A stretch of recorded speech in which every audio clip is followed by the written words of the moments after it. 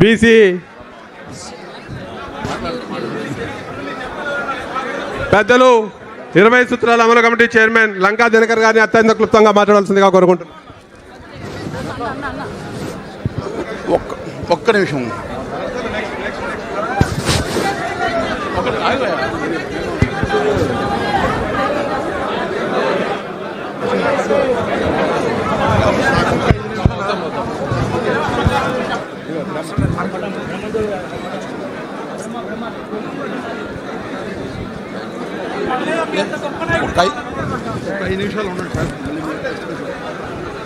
సభాయ నమః. ఈరోజు యువకుడు, ఉత్సాహవంతుడు, 2014 నుంచి నాకు వ్యక్తిగతంగా పరిచయమైనటువంటి సోదరుడు బ్రహ్మం చౌదరి గారు విద్యార్థి దశ నుంచి రాజకీయాల్లో తన యొక్క వాణిని బాణిని వినిపించినటువంటి వ్యక్తి.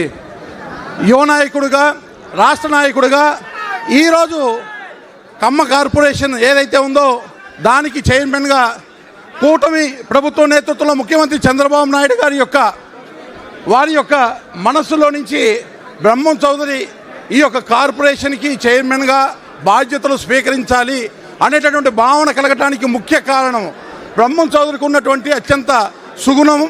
అన్ని రకాల వర్గాల వారిని, అన్ని రకాల కులాల వారిని, అన్ని రకాల మతాల వారిని హక్కున చేర్చుకొని ముందుకు కలిగే నాయకుడు.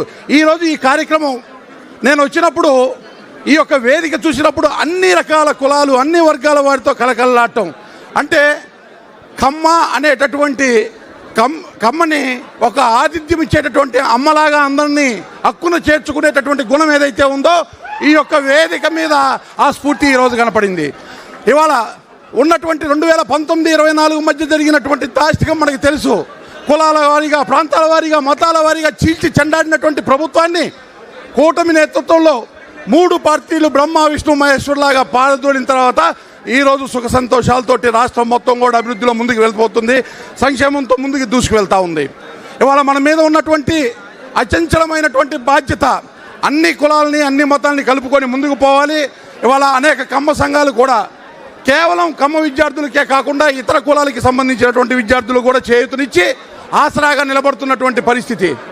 అదే స్ఫూర్తితోటి బ్రహ్మం చౌదరి గారు కూడా వారి కార్యాచరణ ఉండాలి, అందరిలో మనము, మనతో అందరూ అనేటటువంటి భావనతో ముందుకు వెళ్ళాలని తెలియజేస్తూ, చంద్రబాబు నాయుడు గారు ఏదైతే ఒక స్ఫూర్తితో ఈ బాధ్యతని వీరికి ఇచ్చారో ఆ బాధ్యతని సక్రమంగా నిర్వర్తించాలని ఆ భగవంతుని కోరుకుంటూ అందరికీ నూతన సంవత్సర సంక్రాంతి శుభాకాంక్షలు.